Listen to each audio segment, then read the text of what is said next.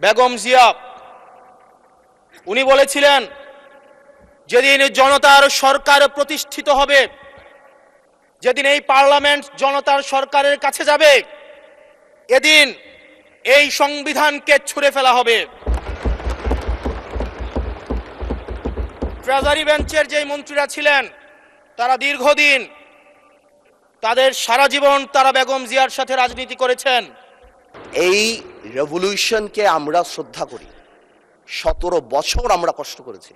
এখানে আমার ভাইয়েরা অনেক বেশি কষ্ট করেছে। আমরা জেলে গিয়েছি, আন্দোলনে ছিলাম, 20 দলে ছিলাম, 4 দলে ছিলাম, অনেক আগে থেকে। আমরা চাই না, কিন্তু এই যে একটা প্রক্রিয়া, সংবিধানকে ছুঁড়ে ফেলে দাও, সংবিধানকে ছুঁড়ে ফেলে দাও। সংবিধানকে ছুঁড়ে ফেলবো কেন? সংবিধানকে মনে করায় দেয় যেটা 71-এর পরাজয়ের দলিল। আমি সংবিধান কেন ছুঁড়ে ফেলে দেবো?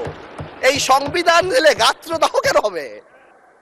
এত গায়ে লাগবে কেন? If I don't like it, there are relevant provisions within the constitution যে আমি পরিবর্তন করতে পারি।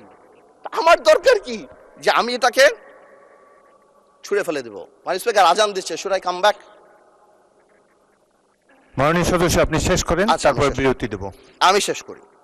তো আমি সেটাই বলছি, আমি আরো অনেক টেকনিক্যালিটিতে যেতে পারতাম, আইনে যেতে পারতাম। আই এম শিওর আমাদের সম্মানিত সদস্য আইনমন্ত্রী সাহেব আছেন, উনি কথা বলবেন।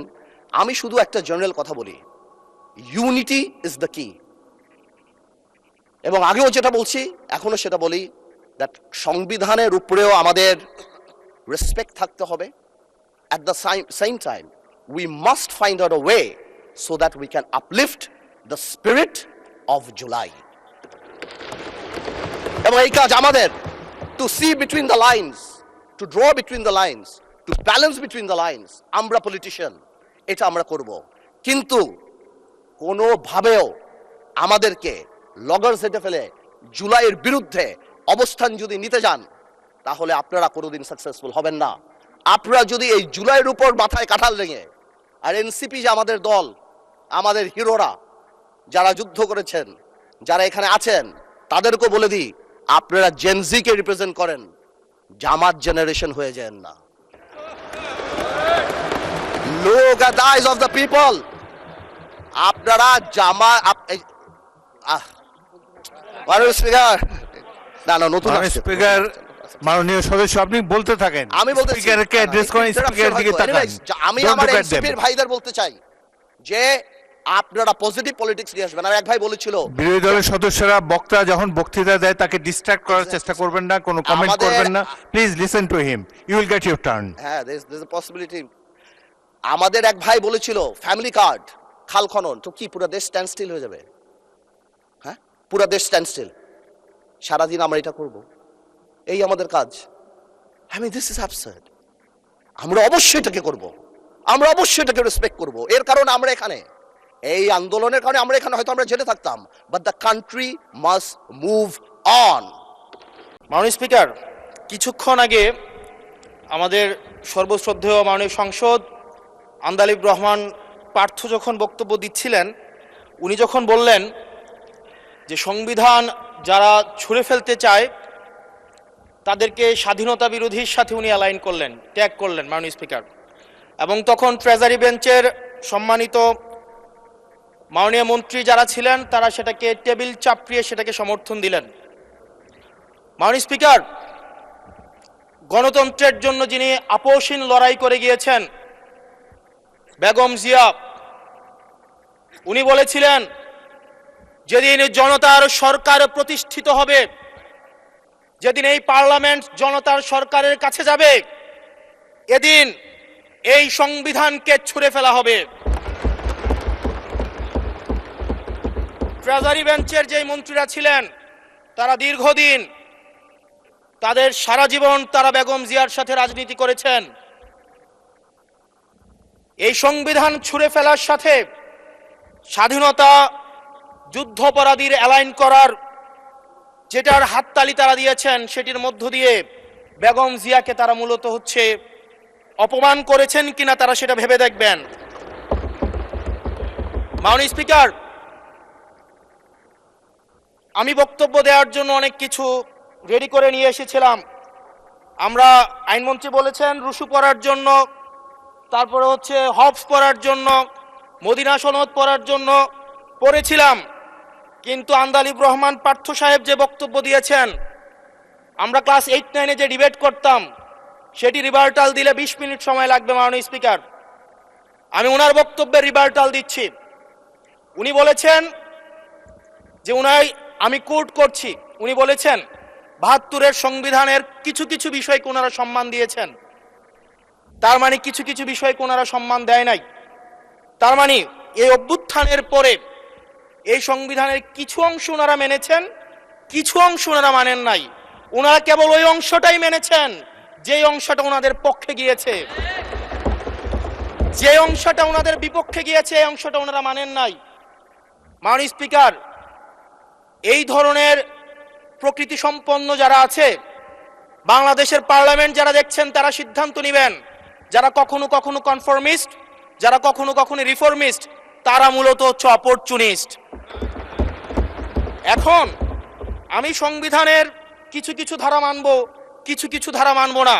আমি কখনো কখনো সাংবিধানিক, কখনো কখনো আমি অসাংবিধানিক। মাননীয় স্পিকার, যখন ডক্ট্রিন অফ নেসেসিটির প্রশ্ন আসে, মাননীয় স্পিকার, এই এক্সিস্টিং সংবিধান অনুযায়ী যখন 7A এবং 7B বলবৎ থাকে, সেই জায়গা থেকে আইনজ্ঞরা, মাননীয় স্বরাষ্ট্রমন্ত্রী উনি থাকলে ভালো হতো।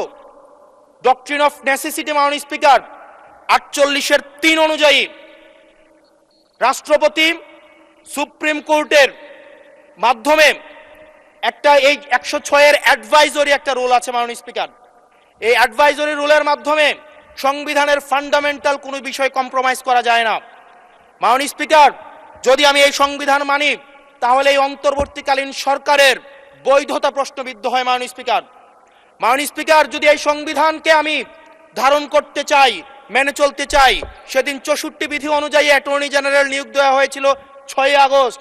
মাননীয় স্পিকার, এই সংসদে প্রশ্ন রাখতে চাই, তৎকালীন বর্তমান রাষ্ট্রপতি চুপ্পু, তখন বলা হয়েছে অ্যাটর্নি জেনারেল নিয়োগ দেওয়ার ক্ষেত্রে প্রধানমন্ত্রীর সাথে আলোচনা করতে হবে। সেদিন কোন প্রধানমন্ত্রীর সাথে আলোচনা করা হয়েছিল সেটা আমাদেরকে অ্যাটর্নি জেনারেল জানাবেন। আমাদেরকে অ্যাটর্নি জেনারেল জানাবেন যেই হিয়ারিংটা হয়েছিল এই হিয়ারিংয়ে উনি উপস্থিত ছিলেন কিনা। তখনকার সময় যিনি প্রধান বিচারপতি ছিলেন ওবায়দুল হক, তিনি তখন কোথায় ছিলেন, সেই রায়ের কপিটা আমরা দেখতে চাই। মাননীয় স্পিকার, মাননীয় স্পিকার, আপনি যখন বেগম জিয়াকে 6 আগস্ট সর্বপ্রথম ছাত্র জনতা যখন সিদ্ধান্ত নিয়েছিল আর এক মুহূর্ত বেগম জিয়াকে কারাগারে থাকতে দিবে না, বেগম জিয়াকে রাষ্ট্রপতির আদেশের মধ্য দিয়ে বেগম জিয়াকে সেদিনই হচ্ছে কারাগার থেকে যেই জুলুমের মধ্যে রাখা হয়েছিল সেটা থেকে ছাত্র জনতার রায়ের মধ্য দিয়ে সেখান থেকে বের করে আনা হয়েছিল। মাননীয় স্পিকার, যদি এই সংবিধানকে বাইবেল ধরে নেই, এই সংবিধানকে যদি গসপেল ধরে নেই, এই গসপেলের পুরোহিত অনুযায়ী যেভাবে ভ্যাটিকান সিটি চলে সেটা যদি আমরা ধরে নেই, তাহলে মাননীয় স্পিকার সেদিন বেগম জিয়া জেল থেকে বের হতে পারেন না। মাননীয় স্পিকার, মাননীয় স্পিকার, সেদিন বেগম জিয়া জেল থেকে বের হয়েছিল অভ্যুত্থানের জনরায়ের ভিত্তিতে। মাননীয় স্পিকার, মাননীয় স্পিকার, আপনারা বলছেন আপনারা ঠিক সেই জায়গায় আপনারা সংবিধানকে আপনারা মানছেন যেই জায়গায় সংবিধান থেকে আপনারা বেনিফিটেড হবেন। মাননীয় স্পিকার, গ্রামের ভাষায় কথা আছে, বলতে চাই না, যে গাং পার হইলে মাঝি কোন দুলা ভাই। ছাত্ররা, আপনাদের নেতা কর্মীরা গত 17 বছর ধান খেতে ঘুমাইতে হয়েছে, ত্যাগ তিতিক্ষার মধ্য দিয়ে যেতে হয়েছে।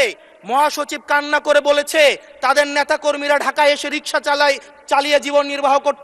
আজকে দেখেন, আজকে লক্ষ লক্ষ নেতা কর্মী তাদের রক্ত দিয়েছে। ফ্যাসিবাদ বিরোধী প্রত্যেকটি রাজনৈতিক দল, কোন রাজনৈতিক দলকে বিশেষভাবে আমি আলাদা করতে চাই না, ফ্যাসিবাদ বিরোধী প্রত্যেকটি রাজনৈতিক দলের রক্ত, শ্রম, ঘামের মধ্য দিয়ে এই হাসিনার পতন হয়েছে। এই হাসিনার পতনের পরে যখন জনরায়, মাননীয় স্পিকার, যখন জনরায় কখনো কেতাবের কাছে মাথা নত করে না। এটা ভ্যাটিকান সিটি নয় যে গসপেল অনুযায়ী হচ্ছে দেশ পরিচালিত হবে। 68% জনগণ তারা সিদ্ধান্ত জানিয়ে দিয়েছে এই সংবিধানের বেসিক স্ট্রাকচারাল জায়গায় কোন জায়গাগুলোতে রিফরমেশন আনতে হবে মাননীয় স্পিকার। মাননীয় স্পিকার, আন্দালিব রহমান পার্থ সাহেব বলেছেন যে অর্ডারে নাকি হচ্ছে সংবিধান সংস্কার পরিষদের গঠনটা নাই। উনি যদি একটু পরিশ্রম করতেন, জাস্ট একটা পাতা উল্টাইতেন, একটা পাতা পরেই বলা হয়েছে সংবিধান সংস্কার পরিষদ গঠন যদি হ্যাঁ জয়যুক্ত